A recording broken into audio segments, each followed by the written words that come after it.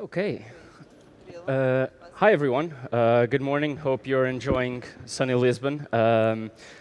And, hope you're enjoying Portugal. I don't know if you've walked around Lisbon. If you're new to Lisbon, please do.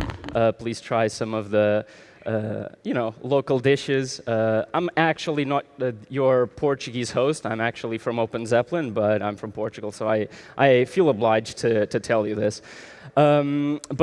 We're going to be talking about OpenZeppelin's role in the Polkadot ecosystem, what we've done, what we aim to do in the future, and just a little bit on the latest installment of our work in this ecosystem, as we can see in the OpenZeppelin security review of the OpenBrush contracts library.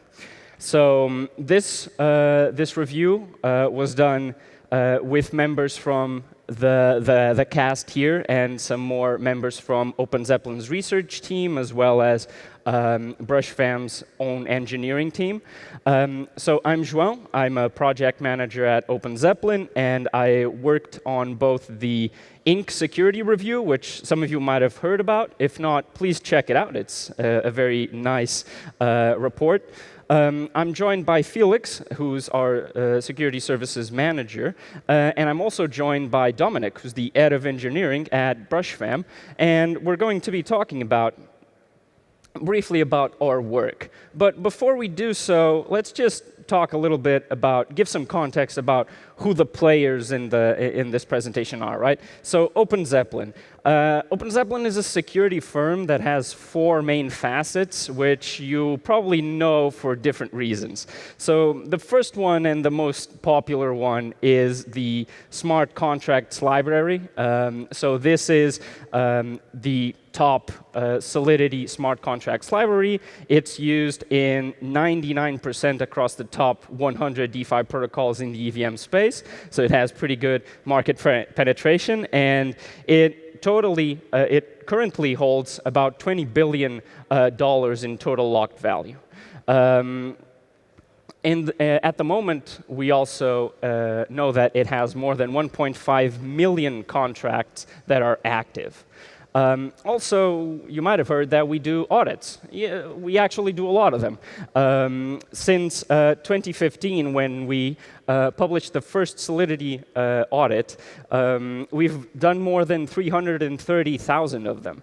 And this work was done in collaboration with some of the top protocols in the EVM space, and even further beyond than that, like work that has been done with StarkNet, work that has been done now in ZK, regards to ZK Sync and ZK Era. You might also know us because of Defender. Defender is just an end-to-end solution which got a big update in the last couple of weeks to Defender 2.0. So now you actually have an end-to-end solution. Like, you can code, you can audit, you can deploy, monitor, handle incident response, all of these things from a single point, and with the help of all of our expertise, security expertise, summed up into this tool.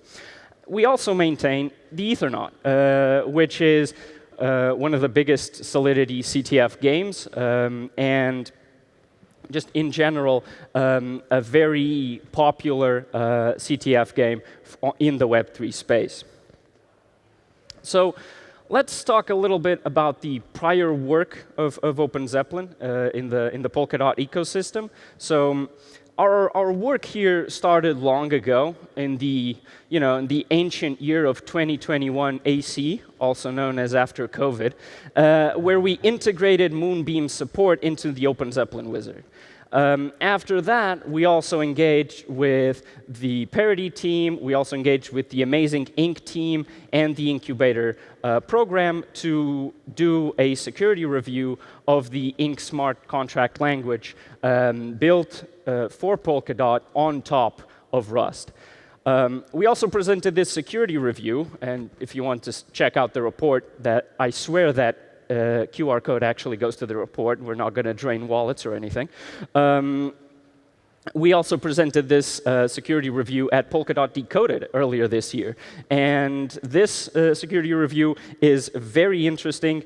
It gave us a chance to just deep dive on the fundamental concepts of a smart contract language built to interact with Polkadot and how it differed from Solidity, which is our main area of expertise. It was also very interesting to get to explore how the design of the language and its target deployment chain could impact the design of the developed smart contracts themselves, as well as to assess how Solidity-like smart contract development would look like when it targets Polkadot and just WebAssembly in general. This also led us to engage with the amazing incubator program, which has allowed us deep insight into how Polkadot is evolving. And just to talk about the incubator program a little bit, so the incubator program is currently ongoing, and it consists of 3 main tracks: the builder track, the auditor track, and the ecosystem grants track.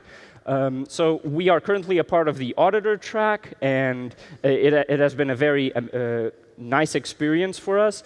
The idea of the incubator is just to bootstrap a community around Inc, offering, everything that you would need in order to actually have success in a blockchain community. I'll go into a little bit more details on this afterwards, but it's a very interesting program because it tackles the main issues that a budding ecosystem has, right? It targets having developer knowledge, having developer tools and interesting projects. Then it also allows us to bring in security auditors into the space so that the actually developed projects are secure. And then it also helps with the ecosystem grants track to just help develop more tools for the space and just make the development and even auditor experience much more pleasant in the ecosystem. So to talk a little bit more about Incubator and OpenBrush, I'm going to hand it over to Dominik. Yeah, thank you, João. Hi everybody, my name is Dominik. I'm the head of engineering in Brushfam, and I will talk a bit about the OpenBrush, but first of all, Sam from Parity couldn't join us for his incubator speech, so I will just present main reasons why did Incubator chose OpenBrush for the security review. And the reasons are that OpenBrush implements PSP standards that will not change, so if it will be reviewed and secure, people can just reuse it and know that it's safe. OpenBrush is the most used library for existing Inc projects and establishes good coding patterns that are reusable, as said before. And you should still use OpenBrush, or at least reference it if you are an Inc purist. And Incubator is supporting the security review of OpenBrush by OpenZeppelin. And now I can talk a bit more about OpenBrush. OK. So first of all, let me introduce us. Our journey has started when we were translating some Solidity contracts into Inc. And we have noticed the lack of standards in the Inc ecosystem, and that's why we created OpenBrush in the first place. We were the early Inc supporters, and many features that are currently native in Inc were originally created in OpenBrush. And OpenBrush was created to extend the Inc language by providing additional features on top of it.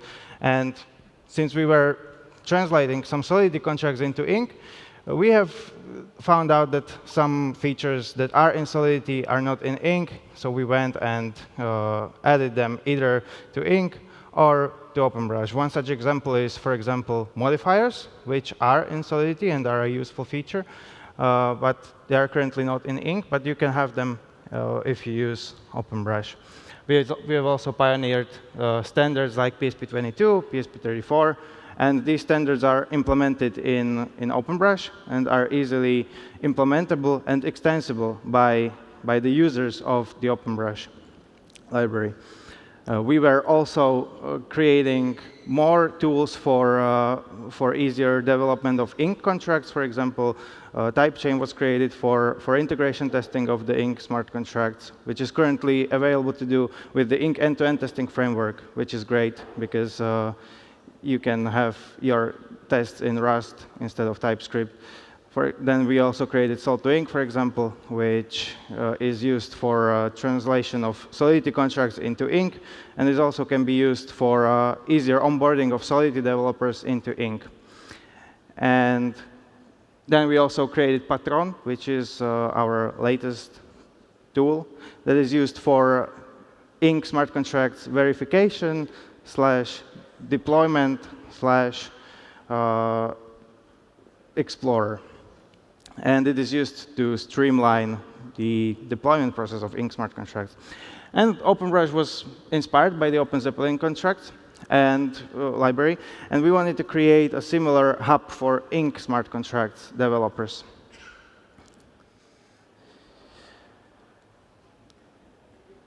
So the goals of OpenBrush library were to ease the development of ink smart contracts, and for this, since we were working on rewriting Solidity contracts into ink, we have noticed a few things that were missing in ink, and our team has also contributed to ink. For example, some features like delegate calls, or the whole storage rework, which ink works on since ink v4 was done by our members. And OpenBrush is meant to provide easily implementable and extensible smart contracts, smart contract standards, which was also a problem that we recently faced, because this was done by a min specialization feature of nightly Rust. But the problem, two things happened, that ink v4 is now running on the stable toolchain. And the second thing was that the min specialization feature, which we relied on, which the library relied on, was completely changed in 1.72, I think. And it broke the library. So we had to completely rework it.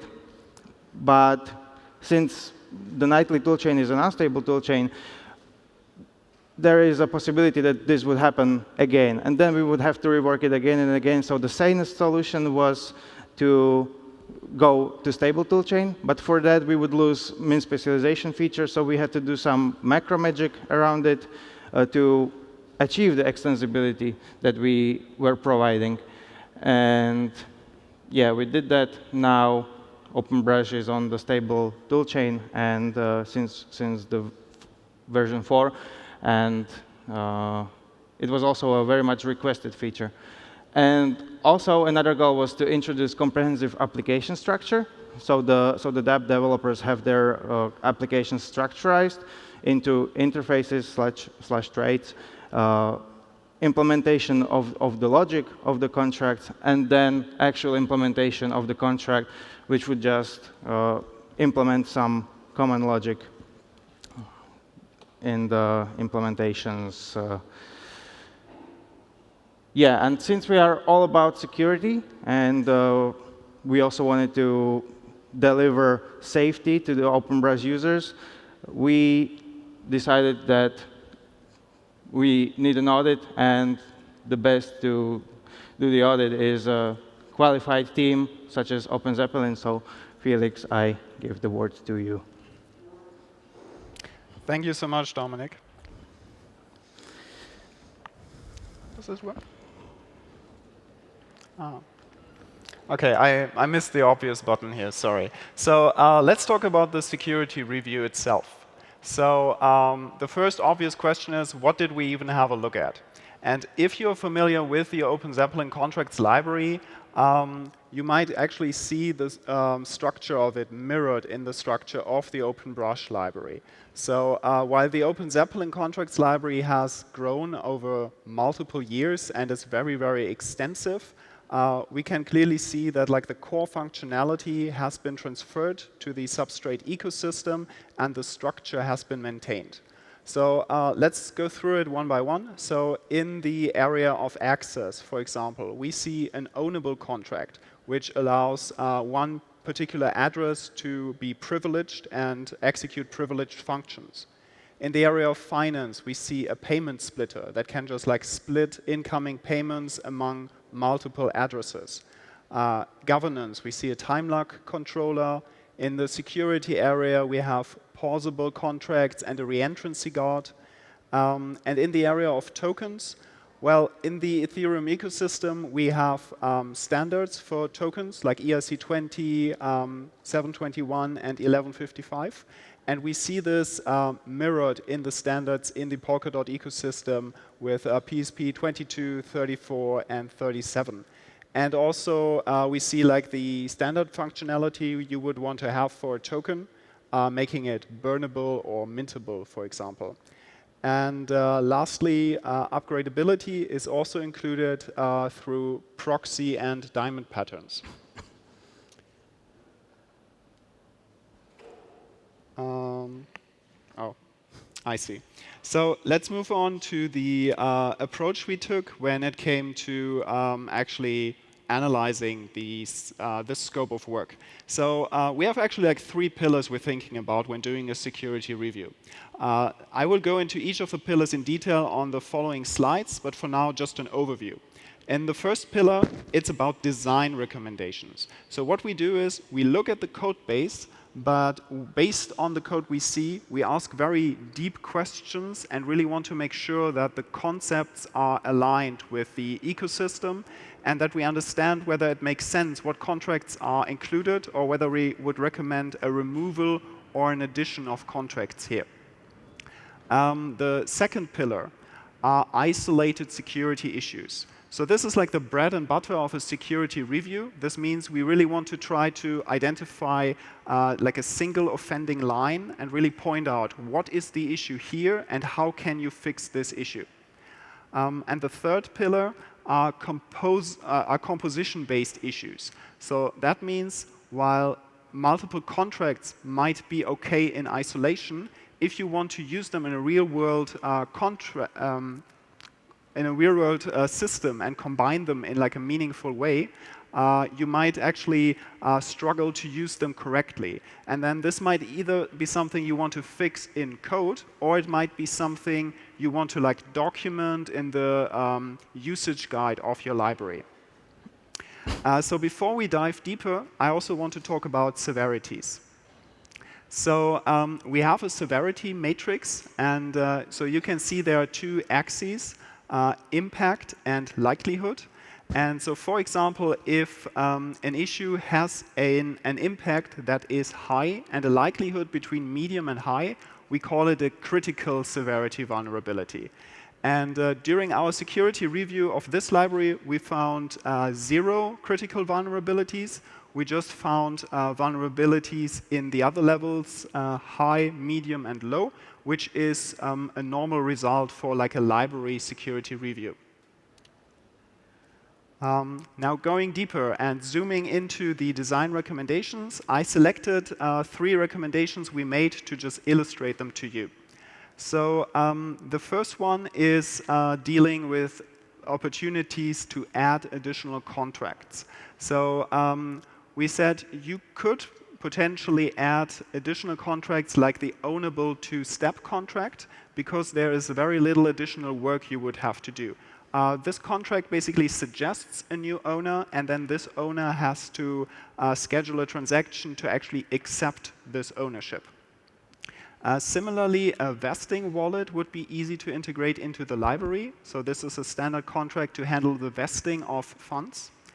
And finally, the payment splitter, which is part of the library, could be extended to not only handle native tokens, but also handle PSP 22 tokens. Then moving forward to design recommendations 2 and 3, they both deal with upgradeability. And what we suggested here is to replace the proxy pattern with a permissioned upgradeability, which is based on the set code hash function, and also provide additional tooling to look into the storage layout before doing an upgrade. And this might be a bit confusing, so I have now another slide explaining the details of aspect 2 and 3 here. So let me give you some background why we have these complex patterns. So first of all, I need to give you some context about Ethereum. We don't have native upgradeability in Ethereum. So when you deploy code, there's immutable code deployed to an address, and it just resides there. So to make contracts upgradable, there's actually like a hack or a certain kind of trick. So we deploy a proxy contract at an address, and this contract is there. It will be there forever. But then this proxy contract delegates its execution to another contract that lives somewhere else on chain, an implementation contract. And if you want to do an upgrade, you would just deploy another implementation contract and then change the delegation target in the proxy contract. So that's quite an involved and complex process, and there are multiple patterns based on it. Now, if we look at the substrate world, it's very different there. We have a set code hash function that is there to ensure that we have native upgradeability of contracts. And that means we do not need this complex and error-prone pattern of proxies, and basically recommend to use a new pattern just based on this native upgradeability. Now, this all sounds very nice, but there is an issue in Ethereum that is also kept in Substrate. And that is related to the last line you see on the slide, the storage layout. So if you have a if you have a contract on chain and you already have some variables stored there, then you cannot change the layout. And this is true both in the Ethereum world and in the Substrate world. So you need some kind of tooling to check that. In the Ethereum world, this was an issue that was like discovered after a while, and everybody has like their own tooling to check this. And it would be really nice if in the Substrate world you could just directly include this kind of tooling into the library to make sure that like upgradeability errors which accidentally change the storage layout won't happen. Okay, moving on to the next pillar, the isolated security issues. So let me first reiterate, we did not find any critical issues here, but I picked 3 other issues from high and medium severities to just showcase some issues. So I will zoom into each of them after a while, and first give you like a very brief summary. So high number 1 is about a capping contract where the cap is actually not directly in effect when you mint tokens. High number 3 is about a double spending vulnerability. And medium number 8 is about a wrapper contract where tokens can get stuck. OK, so zooming into high number 1, the PSP22 capped contract has 3 functions. It has an initializer function. This is where you can set the cap of this contract. It also has a getter function where you can just return the cap. And it also has a check exceeded function, which returns a Boolean to just assess whether the cap has been exceeded or whether the cap has not been exceeded. Now, if you come from the Ethereum world and you implement this contract, you have a certain kind of expectation. Your expectation would be that once you set this cap, it is directly in effect. So you cannot mint more tokens than the cap you set. But at the time of review, this was not the case in this library. So we recommended to just make it more intuitive. And what you would need to do here is to just override a function. It's called the before token transfer hook, which is also called upon minting tokens, and just do a check of the cap in this function to ensure that it's directly in effect whenever you use this contract. So next up, issue high 3. So this is in the PSP22 token contract. a double spending issue, which is related to double spending between users, so like spending an unintended amount. Let me just walk you through the functions and the interactions directly. So this is all based on an approve function here. So there is a function present, which has also been the case for a long time in like the standard contracts in the Ethereum ecosystem, where you can just like approve somebody else to spend funds on your behalf. So you call a function, it's called approve. It takes a spender, so the person you want to be able to spend your funds, and then a value or amount, which is like the amount you want to grant them to spend on your behalf. So now let's look at what can potentially go wrong, which might be a bit confusing at first. So there's a user called Alice, and Alice wants Bob to spend like 100 tokens on her behalf. So she calls approve Bob 100. And everything is fine so far. But now Bob loses a bit of trust in her eyes. And she says, OK, I want to reduce your limit to 50. So she wants to like send another transaction, approve Bob 50. Now the problem is related to like anticipation of actions and front running. So this is not atomic in any way. So what if Bob now actually anticipates this, and before the action 2 is on chain, he actually calls the spend function and spends 100 tokens on behalf of Alice. And then action 2 is on chain after a while, and then again he calls the function with a new spend limit of 50.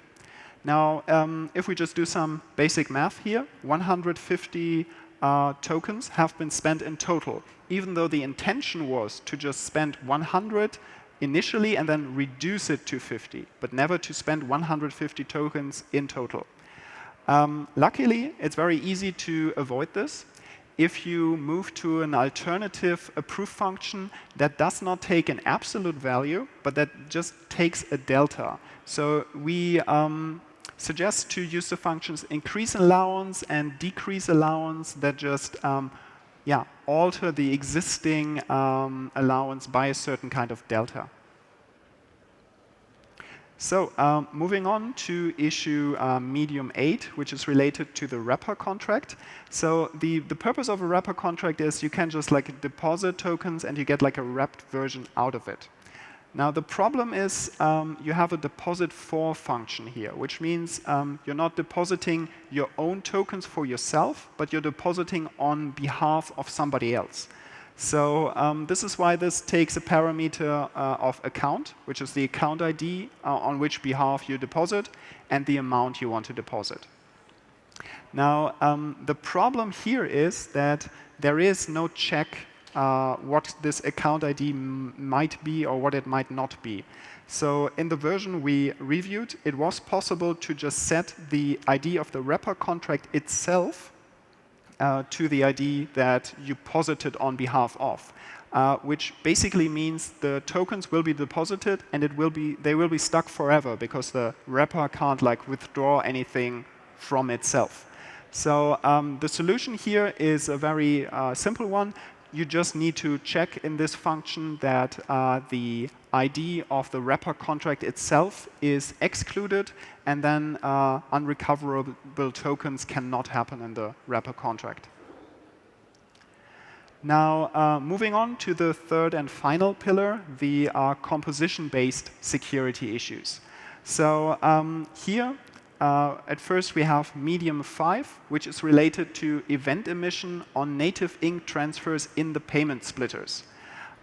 So the way this works is you can either call a receive function on the payment splitters or use the native ink transfer function.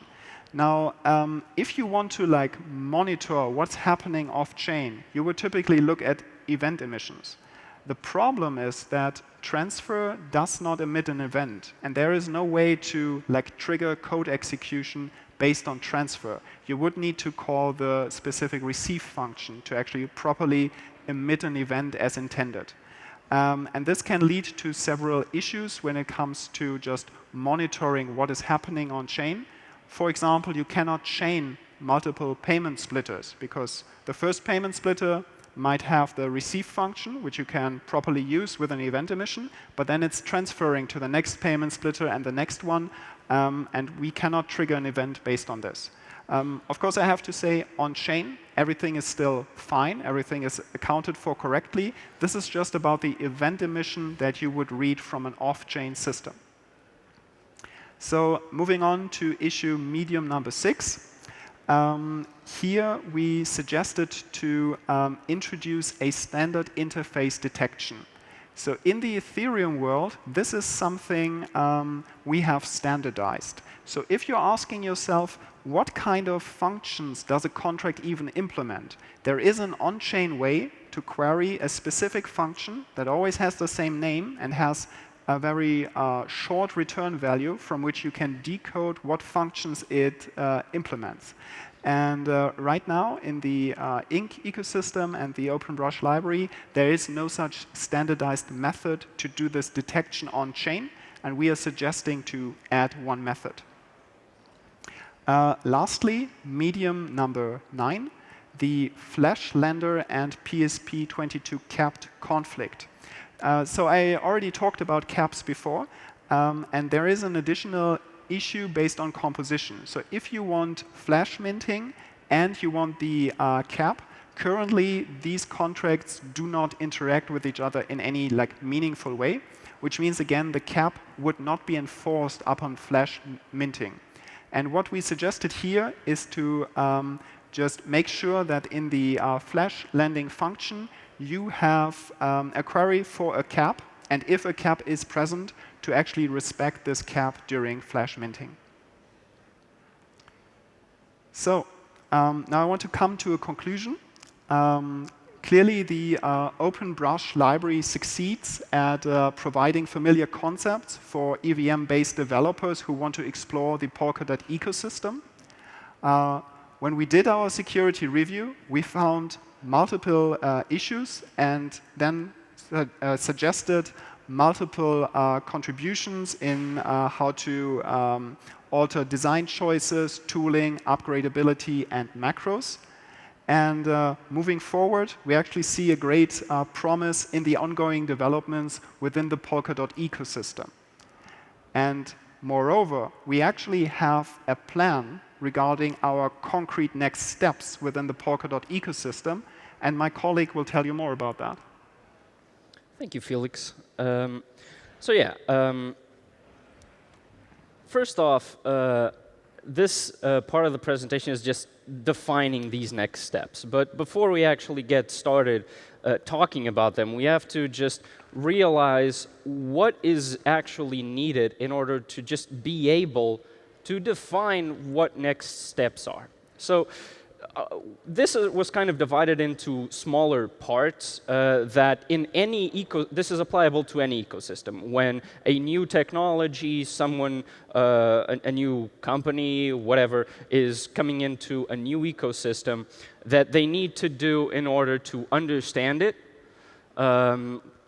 identify what their expertise is, identify what is missing, what are the gaps of knowledge or expertise in the target ecosystem, and just figuring out how to actually implement something to fill those gaps, listening to the community of that ecosystem, right? So just before I get started on that, let me just briefly say that the security review of the OpenBrush contracts library was already concluded. Most of the issues that are present in that security review are already in the process of having fixes merged to the main repository. And so we'll share the security review in the following days. I encourage everyone to have a look. It's a very interesting piece with several technical deep dives. As Felix mentioned, we go into a lot of detail in the comparison between doing this analysis to just smart contracts and how that differs when you start thinking about a smart contracts library and what the expectations of a library are, specifically Ink. an ink library. So to talk about the OpenZeppelin in the Polkadot ecosystem, the first thing we have to do, as I said, is just reflect on the role that OpenZeppelin had in the EVM space. So our role can be condensed into two main community contributions. The first one is just getting into the space more accessible and promoting knowledge sharing in the space, right? So to speak to accessibility and knowledge sharing, we put out developer tools that are free to use, like the OpenZeppelin wizard, like Defender in and of itself is also something, also fits that category. And just also we have the knowledge sharing facet of, for example, our frequent blog posts, our Twitter spaces, our just sharing materials not only for developers, but also, not only for builders, but also breakers, right? So any budding security auditor can also leverage on these contents and leverage, for example, on the Ethernaut to kind of understand and get a better time coming into Solidity security auditing or Solidity development. The second the second main contribution is just developing and maintaining the foundations and standards for secure development in the EVM, in EVM-based technologies. And by this, I obviously mean the contracts library, right?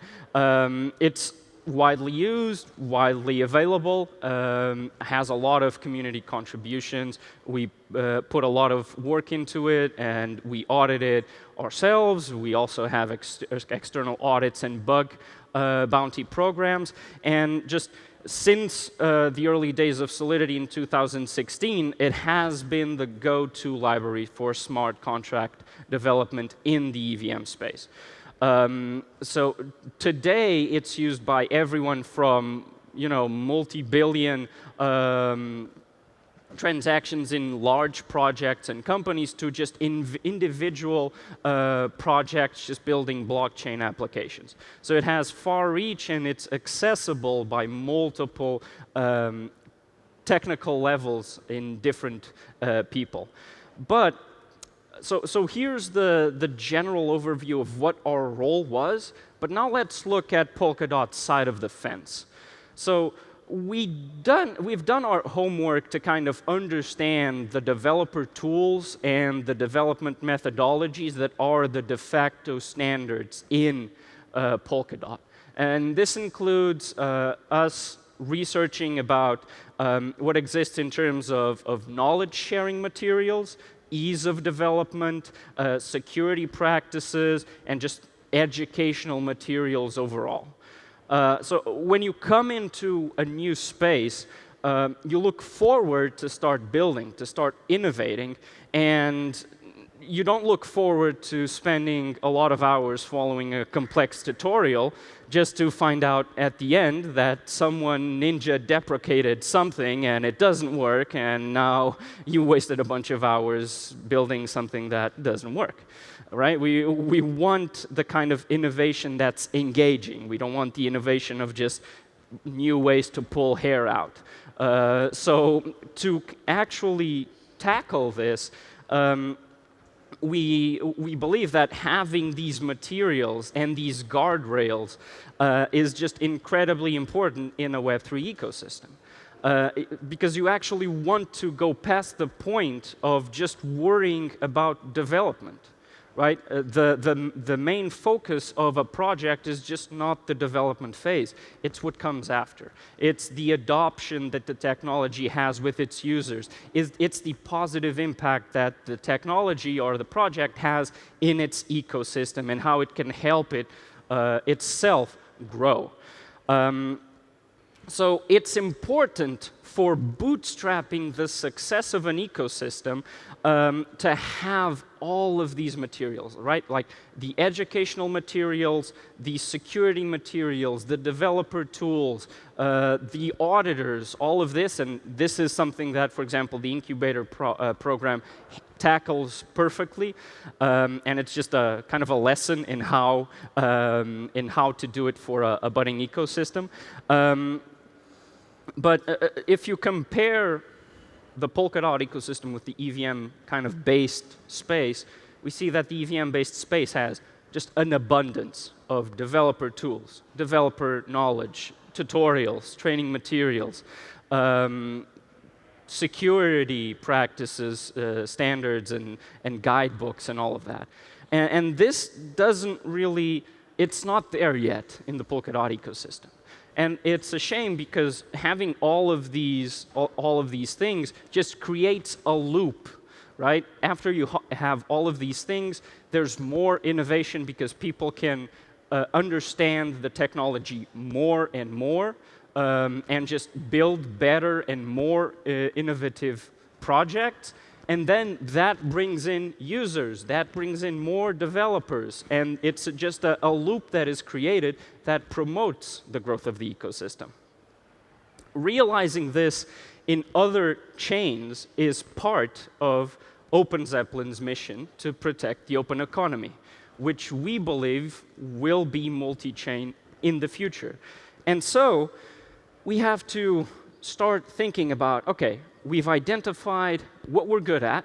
We've identified the gaps that exist. So let's get to work. Let's get to work filling out those gaps and just using our expertise. So the prior work that we did in the Ink security review, now in the OpenBrush security review, the collaborations that we've been having with the Parity team, the incubator team, the Ink team as well, just give us deep insight into the fastest growing developer community in Web3. And with a steady growth of parachains over the last 2 years, right? So we were super excited when we actually propose our plan to actually fill in those gaps. You can search that QR code if you want to look at the proposal in Polk Assembly. I swear it's not going to drain your wallets again. We were super happy when it actually passed with a 96% in favor vote. We were super happy with the community reaction, the support that the community showed, and the immediate feedback that we got. How are you going to do that? How are you planning to integrate with already existing projects in the space? How do you plan to tackle this? Are you just going to reinvent the wheel? No. Here's what we're going to. Here's what we aim just to build in general. So the proposal outlines the development of open source parachain runtimes and the underlying frame palettes for those runtimes. The runtimes will be fully integrated with XCM and provide full support for accounts, for governance, for tokens, and for security out of the box. Now, in terms of what runtimes are you going to develop? In the proposal, we talk about a generic runtime, a smart contracts runtime, also an NFT, like specific vertical runtimes like an NFT or a DeFi runtime. And what are you going to start with? Well, it depends on what you guys say, right? It depends on what the community wants. We believe that the initial step here is a generic runtime. Now, this will allow the projects just to have a common base and just get off and start building immediately, right? It just cuts time to registry, and you're already set, you're already registered. Let's start building from a core, stable, secure foundation. And then we can start thinking about, like, take the learnings that we had developing this runtime, take all of the community feedback, and then start to think about, OK, what's next? What is the vertical that needs tackling? What is the use case that needs support? Also, after we identify which runtimes we want to develop, also these runtimes will be fully supported by OpenZeppelin Defender. So developers, builders can easily have a secure mindset throughout all stages of development, and this includes monitoring, this includes incident response, and for example, it includes per PR automated security insights.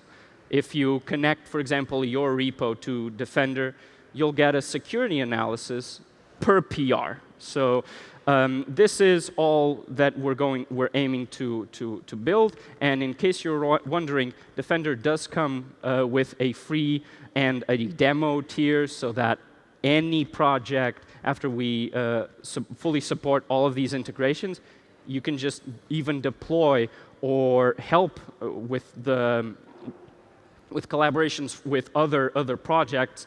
For example, Tansy just deploy already a template based on our runtimes, for example. So speaking about that, how are we actually going to do this development? Give us some details. Well, I will.